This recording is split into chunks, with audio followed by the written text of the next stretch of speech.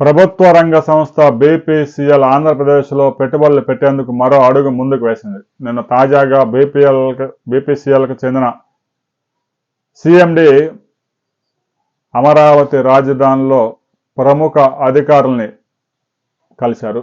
రాబోయే రోజుల్లో 95,000 కోట్ల పెట్టుబడులు పెట్టేందుకు ముందుకు వచ్చారు.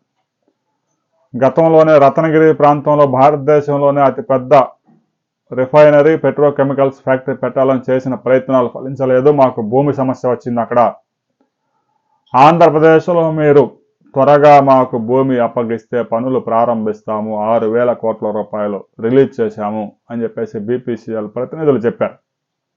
రాబోయే కొద్ది రోజుల్లోనే బీపీఎల్ కంపెనీ ఎక్కడ పెట్రోకెమికల్ పరిశ్రమను పెట్టబోతా ఉందనే దాని మీద క్లారిటీ వచ్చే అవకాశం ఉంది.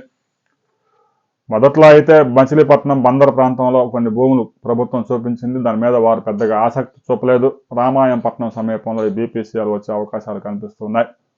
మరో 2 ప్రాంతాల్లో కూడా ఏదైనా కోస్తా తీరంలో ఓడరేవు సమీపంలోనే ఈ ఫ్యాక్టరీ రావాల్సి ఉంటుంది. కాబట్టి కొన్ని ప్రాంతాలను వారిని ఎన్నుకుంటూ ఉన్నారు. ప్రభుత్వం కూడా భూములు ఎక్కడైతే అందుబాటులో ఉన్నాయో వెంటనే ఇచ్చేందుకు కూడా ఏర్పాట్లు చేస్తా ఉన్నారు. రాయితీలు కూడా కొన్ని భూములు ఏదైతే రిజిస్ట్రేషన్లు ఉన్నాయో రిజిస్ట్రేషన్ ఖర్చులు, జిఎస్టీలు ఇవన్నీ ప్రభుత్వం నుంచి రాయితీలు కోరుతా ఉంది.